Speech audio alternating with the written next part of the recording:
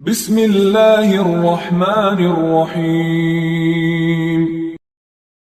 حضرت ابو ہریرہ رضی اللہ تعالیٰ عنہ سے روایت ہے کہ رسول اللہ صلی اللہ علیہ وسلم نے فرمایا کہ جب کوئی تم میں سے آمین کہے اور فرشتوں نے بھی اسی وقت آسمان پر آمین کہی، اس طرح ایک کی آمین دوسرے کی آمین کے ساتھ مل گئی تو اس کے پچھلے تمام گناہ معاف ہو جاتے ہیں۔ صحیح بخاری حدیث نمبر 781۔ حضرت ابو ہریرہ رضی اللہ تعالیٰ عنہ سے روایت ہے کہ رسول اللہ صلی اللہ علیہ وسلم نے فرمایا کہ جب امام غیر المغضوب علیہم ولا الضالین کہے تو تم بھی آمین کہو، کیونکہ جس نے فرشتوں کے ساتھ آمین کہی اس کے پچھلے تمام گناہ معاف کر دیے جاتے ہیں۔ سمیع کے ساتھ اس حدیث کو محمد بن عمرو نے بھی ابو سلمہ سے، انہوں نے ابو ہریرہ رضی اللہ تعالیٰ عنہ سے، انہوں نے حضرت صلی اللہ علیہ وسلم سے روایت کیا، اور نعیم مجمر نے بھی ابو ہریرہ رضی اللہ تعالیٰ عنہ سے، انہوں نے حضرت صلی اللہ علیہ وسلم سے۔ صحیح بخاری حدیث نمبر 782۔ حمام بن یحییٰ نے زیاد بن حسان عالم سے بیان کیا، انہوں نے حضرت حسن رضی اللہ تعالیٰ عنہ سے، انہوں نے حضرت ابو بکرہ رضی اللہ تعالیٰ عنہ سے کہ وہ رسول اللہ صلی اللہ علیہ وسلم کی طرف نماز پڑھنے کے لیے گئے۔ آپ اس وقت رکوع میں تھے، اس لیے صف تک پہنچنے سے پہلے ہی انہوں نے رکوع کر لیا۔ پھر اس کا ذکر نبی کریم صلی اللہ علیہ وسلم سے کیا تو آپ نے فرمایا کہ اللہ تمہارا شوق اور زیادہ کرے، لیکن دوبارہ ایسا نہ کرنا۔ صحیح بخاری حدیث نمبر 783۔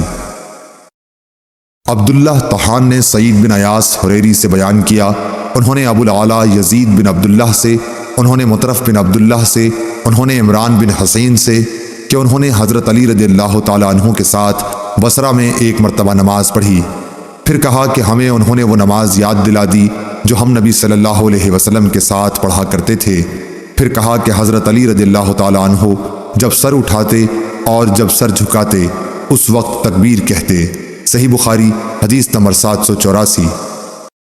امام مالک رحمۃ اللہ علیہ نے ابن شہاب سے خبر دی، انہوں نے ابو سلمہ بن عبد الرحمن سے، انہوں نے ابو ہریرہ رضی اللہ تعالیٰ عنہ سے کہ آپ لوگوں کو نماز پڑھاتے تھے تو جب بھی وہ جھکتے اور جب بھی وہ اٹھتے تکبیر ضرور کہتے، پھر جب فارغ ہوتے تو فرماتے کہ میں نماز پڑھنے میں تم سب لوگوں سے زیادہ رسول اللہ صلی اللہ علیہ وسلم کی نماز سے مشابہت رکھنے والا ہوں۔ صحیح بخاری حدیث نمبر 785۔ حماد بن زید نے بیان کیا، انہوں نے غیلان بن جریر سے بیان کیا، انہوں نے مطرف بن عبداللہ بن شخیر سے، انہوں نے کہا کہ میں نے اور عمران بن حسین نے علی بن ابی طالب رضی اللہ تعالیٰ عنہ کے پیچھے نماز پڑھی تو وہ جب بھی سجدہ کرتے تو تکبیر کہتے، اسی طرح جب سر اٹھاتے تو تکبیر کہتے، جب 2 رکعات کے بعد اٹھتے تو تکبیر کہتے۔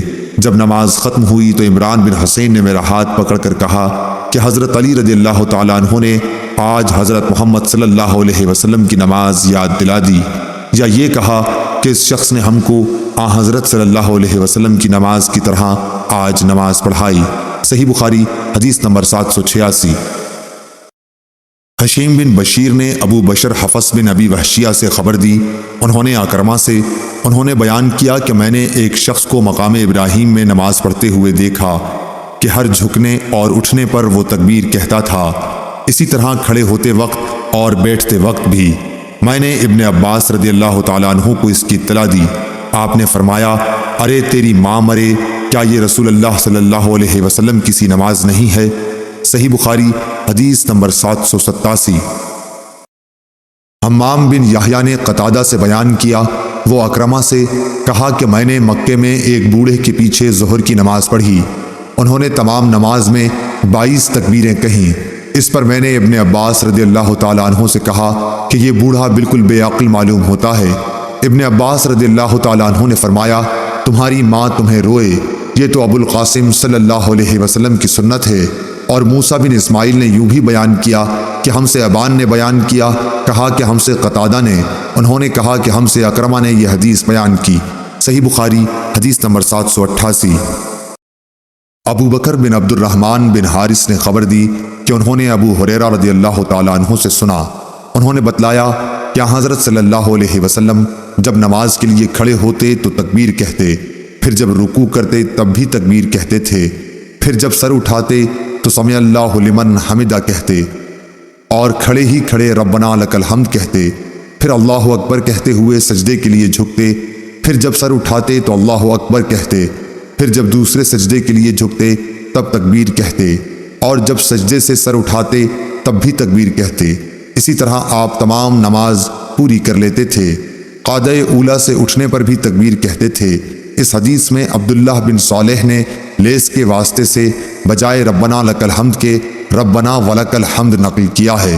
ربنا لک الحمد کہے یا ربنا ولک الحمد، واو کے ساتھ ہر دو طریقے سے درست ہے۔ صحیح بخاری حدیث نمبر 789۔